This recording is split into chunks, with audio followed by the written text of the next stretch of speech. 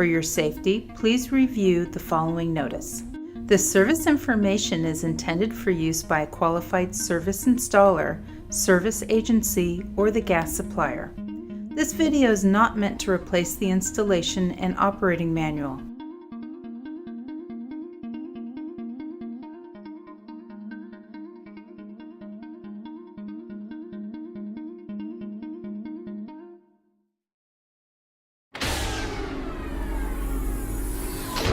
Hi, I'm Bob Nyland, and welcome to the Raypak Boiler Training University.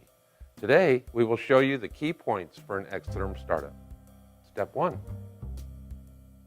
Contact the Raypak service department and ask for a pre-startup sheet for your XTherm model.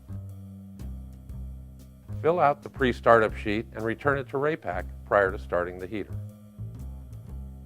This bracket is for shipping support only. Please remove the entire bracket. This pump must not use any additional support. Step 2. Check your plumbing configuration. It must be primary-secondary. Due to the internal pumping configuration of the XTherm, primary piping cannot be used. Primary-secondary plumbing allows the heater pump to draw a portion of the water from the system piping.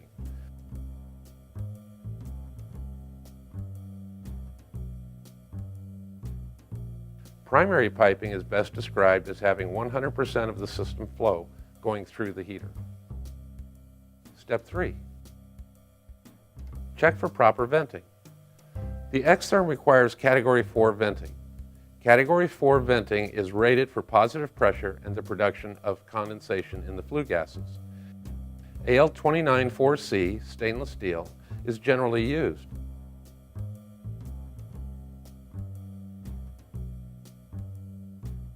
However, Raypak has received CSA certification to use certain non-metallic vent materials.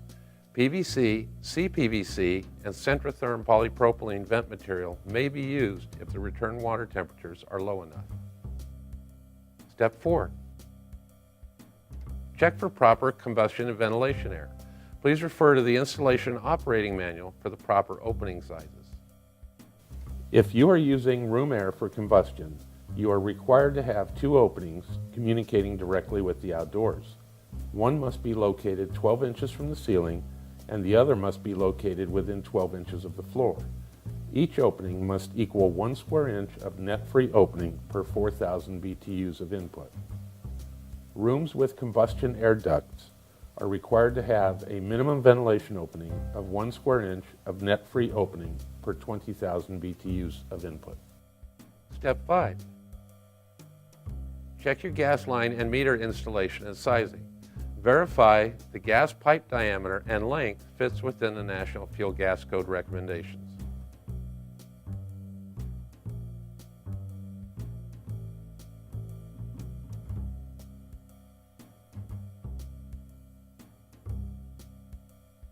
Step 6. Purge any air from the gas line.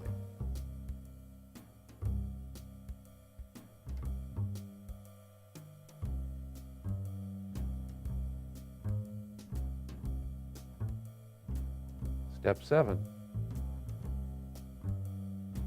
Install a manometer and verify your static gas pressure.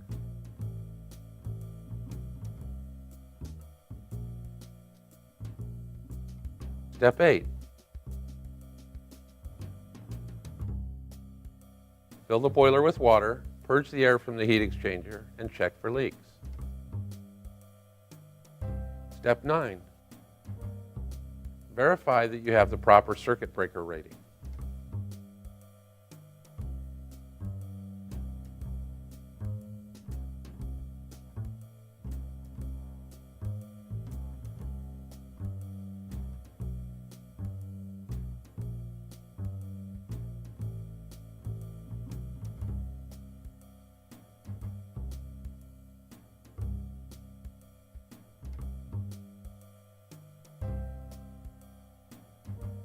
Step 10.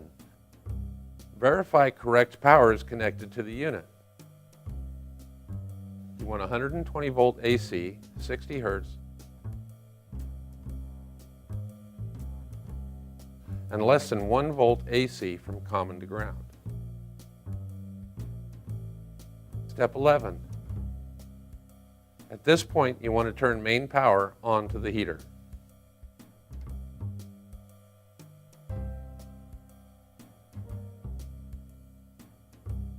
Verify the jumpers are in place or connected to the energy management system.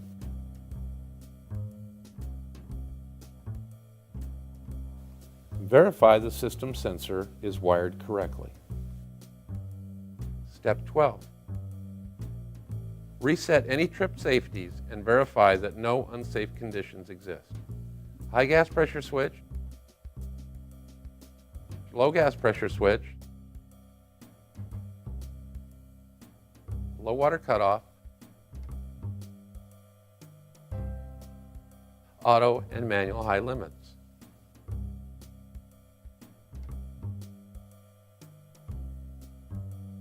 Step 13, turn on the pump switch.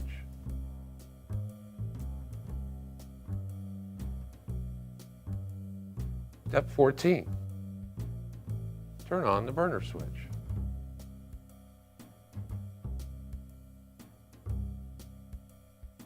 Step 15, adjust the programming in the onboard temp tracker mod control. Verify correct control configuration for the model: boiler, water heater, or pool heater.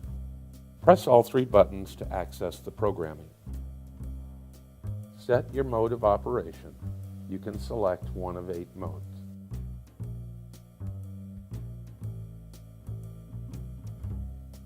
Adjust the boiler target set point. Adjust the maximum outlet temperature of the boiler. Adjust the minimum system temperature.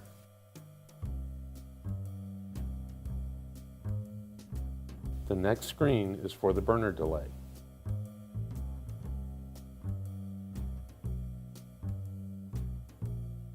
Adjust the boiler mass setting. Typically, mass 1 is used for Raypak products. Set the temperature differential. The available settings are AU for auto and 1 to 10 degrees. Your next screen is the modulation delay. We suggest leaving this setting to the factory default of 10 seconds. Adjust the pump shutdown delay. The settings range from off to 20 minutes. And finally, select your temperature measurement, either Fahrenheit or Celsius. Once all of the settings are complete, the controller will automatically save them after 20 seconds of inactivity. Step 16. Allow the unit to fire and reach 100% of rate. Turn on the burner switch. Wait for the amber call for heat light. Measure the amp draw of the hot surface igniter using the orange wire. It must exceed 3.1 amps. The gas valve will be energized and the blue burner light will be illuminated.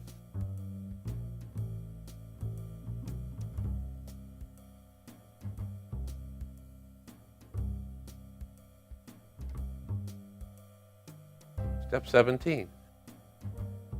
Check your dynamic gas supply pressure. Step 18. Wait approximately 10 minutes.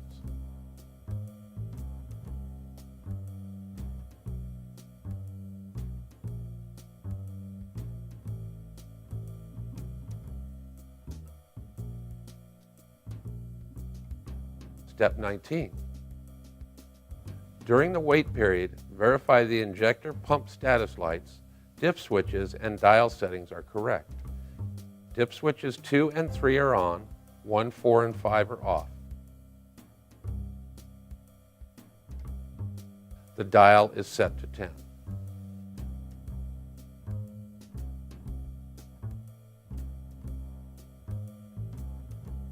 Step 20. After waiting for the 10 minutes, perform a combustion analyzer reading.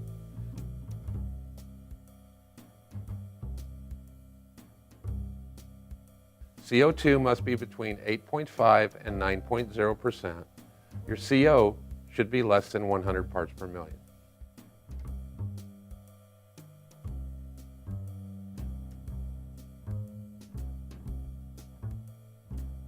Step 21. Check your high limit settings and readjust to about 40 degrees higher than your set point.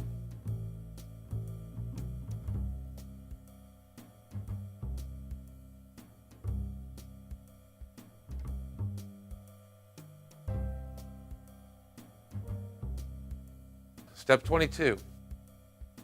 Verify all of the safeties. High gas pressure switch, low gas pressure switch, low water cutoff, auto and manual high limits.